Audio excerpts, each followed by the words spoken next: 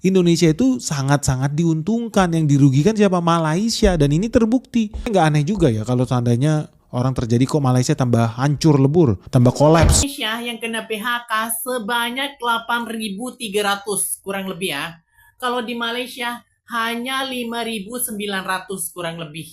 8.389 pekerja di Indonesia mengalami pemutusan hubungan kerja atau PHK pada Indonesia wajib impor pakaian bekas dari Amerika Serikat sebagai bagian dari perjanjian dagang. Ribuan orang berkumpul menagih 19 juta lapangan pekerjaan yang belum terrealisasikan sama sekali. Seperti yang kita tahu, yang ada malah badai PHK. Benny kata Malaysia akan hancur lebur, Malaysia akan kolab, jatuh ke jurang, padahal rupiah lah yang akan ke jurang. Kalau Malaysia PHK badai, Indonesia yang akan diuntungkan katanya. Namun di Indonesia sekarang lagi berdemo pasal banyak PHK. Ini gimana Benny? Pandai ngurusin negara orang, tak pandai ngurusin dalam negara kita sendiri.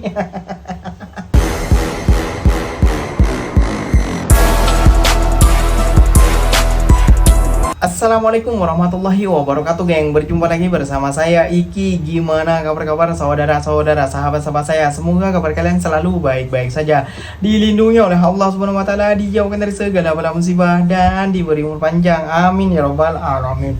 Oke, yang seperti biasanya di video kali ini Ikinya akan ngereksan beberapa video yang telah di-tag maupun yang telah terjumpa di TikTok. Dan di video kali ini Ikinya akan ngereksan sebuah video pernyataan dari seorang YouTuber, siapa lagi kalau bukan Botak Benny, kayak gitu ya kayaknya. Dia mengatakan bahwasannya Malaysia PHK besar-besaran, Malaysia akan kolab, Malaysia akan hancur lebur, Indonesia yang akan diuntungkan. Benarkah seperti itu?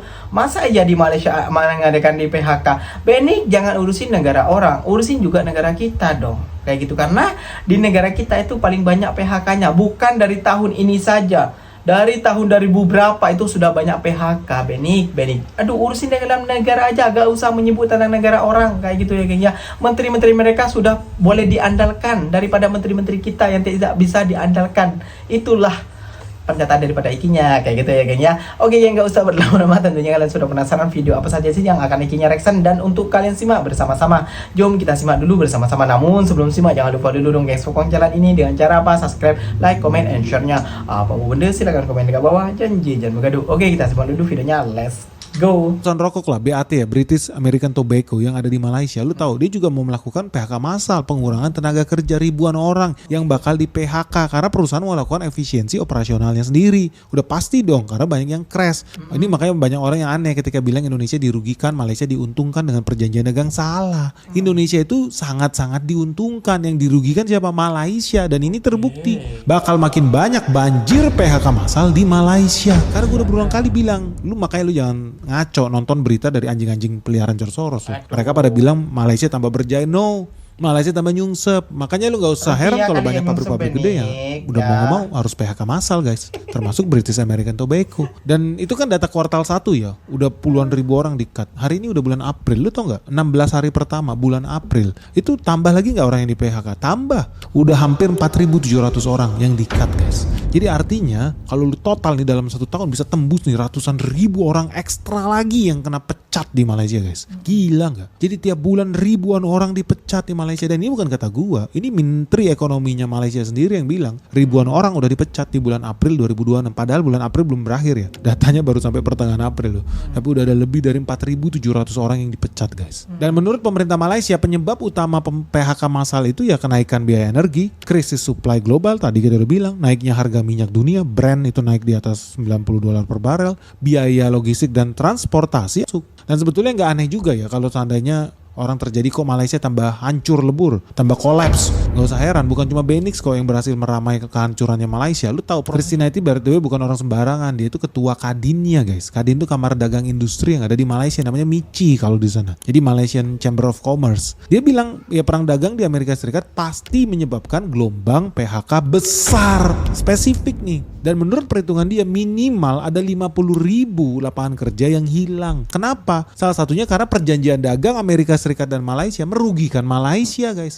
Dan itu jelas lu lihat di artikel nih. Presiden Donald Trump gara-gara menerapkan tarif ke Malaysia, tarif Malaysia itu akan menghancurkan 50.000 lapangan kerja. Dan yang terpengaruh siapa? Lapangan kerja yang ada di Penang, Johor, Klang Valley. Udah pasti akan semakin nyungsep, kata Malaysian International Chamber of Commerce and Industry MICI, yaitu presidennya Christina T ini. Menurut Presiden Kamar Dagang Malaysia ini, ya sektor yang paling beresiko tinggi menurut dia adalah sektor yang berhubungan dengan elektronik, sektor pabrik sarung tangan, otomotif, dan sektor-sektor yang memproduksi barang ekspor. Ujung-ujungnya apa? Produk mereka makin mahal. Dan banyak pelaku usaha di sektor ini adalah pengusaha UMKM. Artinya dari sini teman-teman bisa tahu ya bahwa memang tarifnya Donald Trump ini bakal menghancurkan perekonomian Malaysia, guys. Dampaknya itu sangat-sangat signifikan. Dan makanya teman-teman gak usah heran ya. Isu PHK massal di Malaysia tengah viral dan menjadi sorotan publik. Sebanyak 24.100 pekerja dilaporkan terdampak, meningkat sekitar 47% dibandingkan periode yang sama tahun sebelumnya. Menanggapi hal ini, pengusaha sekaligus konten kreator finansial Benny Batara Tumpal Huta Barat atau BENIK menyebut gelombang PHK besar-besaran terjadi di sejumlah sektor strategis. Ia menyoroti sektor manufaktur, perdagangan grosir, dan retail sebagai yang paling terdampak, dipicu oleh tekanan ekonomi, kenaikan biaya operasional, serta penerapan otomatisasi di industri. BENIK juga menilai anggapan bahwa Indonesia dirugikan dalam perjanjian dagang perlu dikaji ulang. Menurutnya, kondisi saat ini menunjukkan Indonesia berada di posisi yang diuntungkan, sementara Malaysia menghadapi tekanan, yang salah satunya tercermin dari laporan PHK massal yang tengah menjadi perhatian. Wah, mereka bentar lagi kolaps. Sekarang udah ada puluhan ribu orang yang kena PHK massal. Izin stis ya Benix. Di Indonesia lagi parah yang kena PHK-nya. Di Indonesia yang kena PHK sebanyak 8.300 kurang lebih ya. Kalau di Malaysia hanya 5.900 kurang lebih. Lagi banyak mana? 8.000 dengan 5.000. Hah? Mestilah lagi banyak 8.000. 8.000 yang kena PHK. Dan lepas itu rupiahnya anjlok. Betul. BENIK menyebut hal tentang negara orang. Kehancuran Malaysia lah, kekolapan negara Malaysia lah, pokoknya hancur lebur nyungsep sampai ke bawah lah. Padahal rupiah kita yang lagi nyungsep ke bawah, guys. Kayak gitu ya guys, yang nyungsep ke bawah.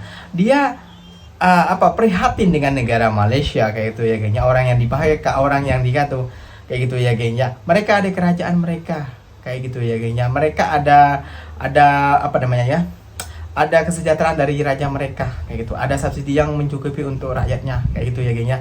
Dan daripada BENIK ngurusin negara orang, negara kita itu 8.389 pekerja di PHK hingga Maret 2026. Ini yang pekerjaan tentang kilang. Kalau pekerjaan tentang seperti batu bara ataupun pertanian ataupun bahan seperti nikel dan lain sebagainya, itu masih banyak juga gengnya di PHK.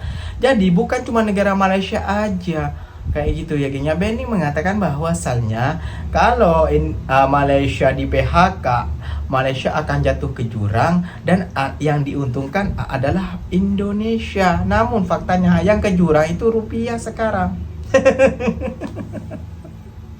Oke, yang ikinya akan merekam beberapa video lagi akan mengungkap fakta-fakta itu. Let's go, kita simak. 8.389 pekerja di Indonesia mengalami pemutusan hubungan kerja atau PHK pada periode Januari hingga Maret 2026. Menurut data dari Kementerian Ketenagakerjaan, angka tersebut merupakan tenaga kerja yang terdata sebagai peserta program jaminan kehilangan pekerjaan atau JKP dari BPJS Ketenagakerjaan, Senin 13 April 2026. Tercatat jumlah PHK terbanyak di Provinsi Jawa Barat dengan angka 20,51% dari total kasus, yaitu mencapai 1.721 orang hingga Maret 2026. Berikut 4 provinsi selanjutnya dengan jumlah PHK tertinggi hingga Maret 2026 yaitu Kalimantan Selatan 1.071 orang, Kalimantan Timur 915 orang, Banten 707 orang, Jawa Timur 649 orang. Tambang meluas, Bontang terdampak hingga tembus ratusan pekerja. Buruh dan industri tekstil kita terancam bahaya. Ya, Indonesia wajib impor pakaian bekas dari Amerika Serikat sebagai bagian dari perjanjian dagang dalam Agreement of Reciprocal Trade atau ART yang akan dimulai berlaku pada tanggal 19 Mei 2026 nanti. Ini artinya di tengah perayaan Hari Buruh yang penuh dengan riuh di Monas, kita harus siap dengan serbuan pakaian bekas dari negara Amerika Serikat yang akan membanjiri pasar tekstil Indonesia. Dan yang paling terdampak adalah industri tekstil lokal yang akan terbunuh secara pelan-pelan.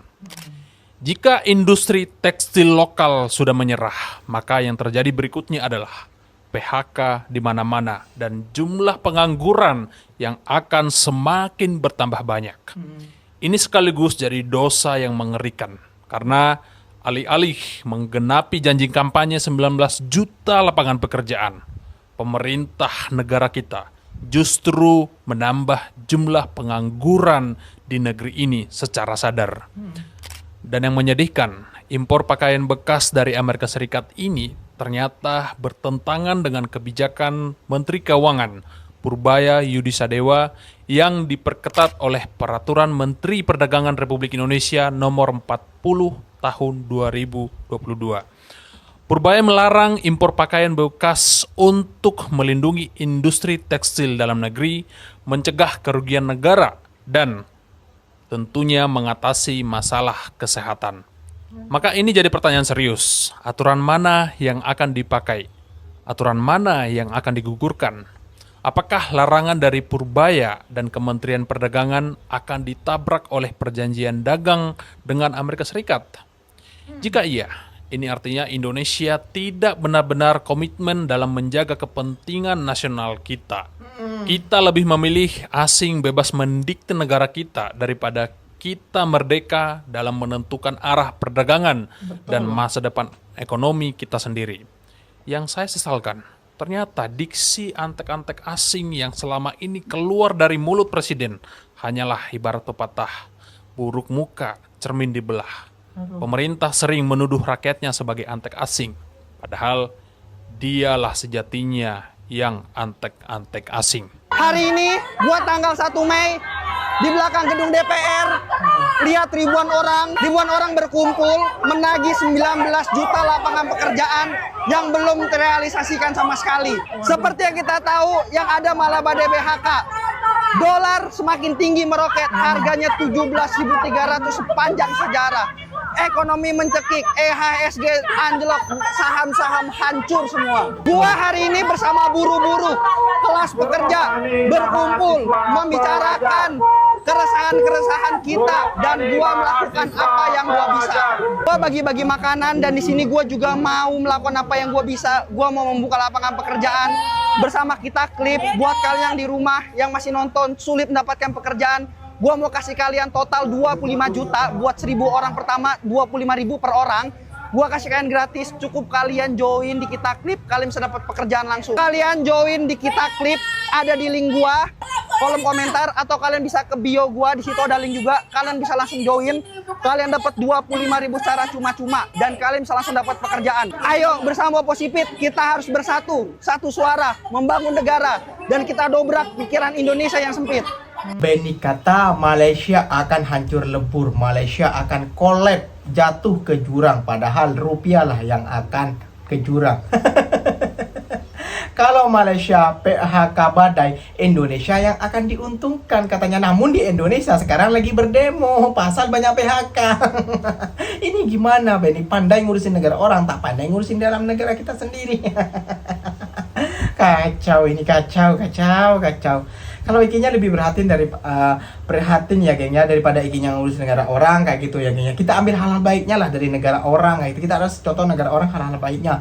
Jangan menyudutkan negara orang kayak gitu ya gengnya. Negara kita belum tentu oke-oke saja kayak gitu. Negara kita masih amburadul, kita masa ngurusin negara orang. Kalau negara kita amburadul, kita harus menyontoh hal-hal baik daripada negara orang. Itu baru betul geng kayak gitu ya geng ya. Jadi kalau negara kita hancur lebur terus kita mengomentari negara orang, contohnya seperti ini sajalah. Anak kita dah tahu kayak gitu ya geng ya, dapat nilai 40 dan anak tetangga kita itu dapat nilai 90 ataupun 80 lah. Nah masih kita ngajarin anak itu, wah anak kamu tuh harus digajarin kayak gini biar pinter, biar kayak gini biar pandai. Gak ketawa apa yang emaknya yang suruh diajarin, kan seperti itu geng konsepnya lah. Lebih baik kita mendidik anak kita sendiri biar lebih cerdas, lebih pintar daripada mendidik anak orang yang jelas-jelas mereka itu sudah stabil kayak gitu ya geng ya. Oke geng, mungkin videonya sampai di sini saja. Semoga video ini bermanfaat dan semoga kalian suka dengan video Ikinya. Terima kasih banyak buat kalian yang telah like, comment, and share-nya. Ikinya pamit undur diri dulu. Wassalamualaikum warahmatullahi wabarakatuh geng. Berjumpa lagi tahu di mana di next video. Bye bye.